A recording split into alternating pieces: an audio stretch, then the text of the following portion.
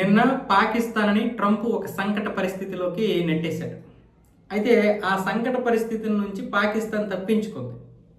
ఏంటి అంటే అబ్రహాం ఒప్పందాల్లో భాగంగా పాకిస్తాన్ కూడా చేరాలి. అలాగే ఇజ్రాయెల్ ఒక దేశంగా పాకిస్తాన్ కూడా ఒప్పుకోవాలి. మొత్తం అన్ని దేశాలు కూడా ఈ అభ్యర్థిని తప్పనిసరిగా ఒప్పుకోవాలని ట్రంప్ చేసినటువంటి ప్రతిపాదనని పాకిస్తాన్ మొదట తర్జన భర్జన పడిన చివరికి ఆసిఫ్ కవాజా రూపంలో మాత్రం స్పష్టమైనటువంటి సమాధానం చెప్పేసింది. ఇజ్రాయెల్ని మేము ఎప్పటికీ దేశంగా ఒప్పుకోము, అబ్రహాం ఒప్పందాలతో మాకు సంబంధం లేదు.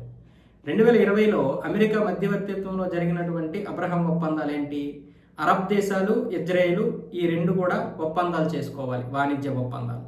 అందులో మరికొన్ని ఇస్లామిక్ దేశాలు కూడా చేరాలి. మొదట అయితే అరబ్ దేశాలు చేరాలి, గల్ఫ్ దేశాలు చేరాలి అని చెప్పి ఆ ఒప్పందం చేసుకున్నారు కదా. అందులోకి తప్పనిసరిగా చేరాలని పాకిస్తాన్కి నిన్న ఒక హెచ్చరిక జారీ చేస్తే మేము ఇలాంటి పట్టించుకోము, మాకు మొదటి సిద్ధాంతాలే ముఖ్యము, ఇజ్రాయెల్ని ఎప్పటికీ మేము ఒక దేశంగా అంగీకరించబోము, కావాలంటే మా పాస్పోర్ట్ చూడండి అన్ని దేశాల పేర్లు ఉంటాయి కానీ ఇజ్రాయెల్ పేరు ఉండదు, అది ఒక ఆక్రమణకు గురైనటువంటి ఒక ప్రదేశం తప్ప మేము దేశంగా గుర్తించడం లేదు, కాబట్టి మేము దాన్ని ఒక దేశంగా గుర్తించలేము అని స్పష్టంగా చెప్పేశాడు.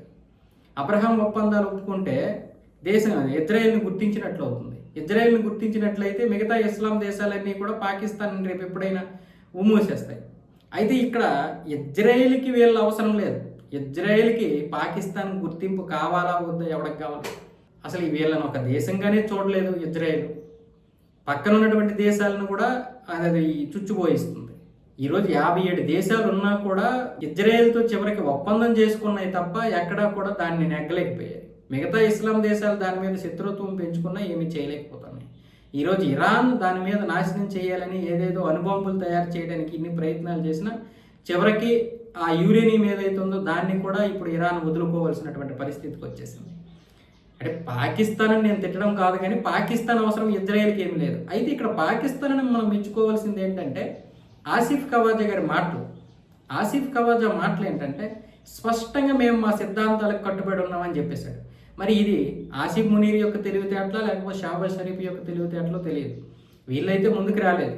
ఆసిఫ్ మునీర్ ఏమొచ్చేసి ఇప్పటికే చైనాలో ఉన్నాడు, చైనాలో జిన్పింగ్తో ఉన్నాడు, మరి అక్కడ ఒక 15 రకాల ఒప్పందాలు చేసుకుంటున్నాడు. సో ఈ నేపథ్యంలో ఇది అమెరికా యొక్క ప్రభావం పాకిస్తాన్ మీద పడదో తెలియదు, కానీ ట్రంప్ అయితే ప్రస్తుతానికి ఈ విషయంలో పాకిస్తాన్ మీద గుర్రుగానే ఉన్నాడు. కాకపోతే రేపు మళ్ళీ ఈ గుర్రు అనేది పోద్ది, అది సర్వసాధారణమే. పాకిస్తాన్ నుండి ఇలాంటి సమాధానం వస్తుందని కూడా వాళ్ళకి తెలుసు. మీకు ఏ సపోర్ట్ అయినా చేస్తాం, ఇరాన్, అమెరికా, ఇజ్రాయెల్ యుద్ధం ఆపడానికి మేము అన్ని ప్రయత్నాలు చేస్తాం, మధ్యవర్తిత్వం వహిస్తాం అని పాకిస్తాన్ చెప్తోంది. మీరు ఇరాన్కి అమెరికాకి మధ్యవర్తిత్వం వహించండిరా, మీరెవడరా మళ్ళీ ఇజ్రాయెల్ పేరు చెప్పడానికని ఇజ్రాయెల్ వాయించేసింది. నువ్వు ఇజ్రాయెల్ ఒక దేశంగానే అంగీకరించవు, మళ్ళీ నువ్వు ఇజ్రాయెల్, ఇరాను, అమెరికా యుద్ధాన్ని ఆపేస్తావు. నువ్వు ఎవరైతే ఉన్నావో అమెరికా ఓకే మీరు ఇచ్చేసుకోండి, మధ్యలో మమ్మల్ని లాక్కండి, నీ గుర్తింపు మాకు అవసరం లేదు. నువ్వు గుర్తించకపోతే గుర్తిస్తే ఈ ప్రపంచంలోనే ఉగ్రవాద దేశం మీది, మీరెవడరా, మీ గుర్తింపు ఎవరికి కావాలని ఇజ్రాయెల్ ఎప్పుడో తోసి పారేసింది. అసలు పాకిస్తాన్ గురించి మాట్లాడడానికి కూడా ఇష్టపడదు.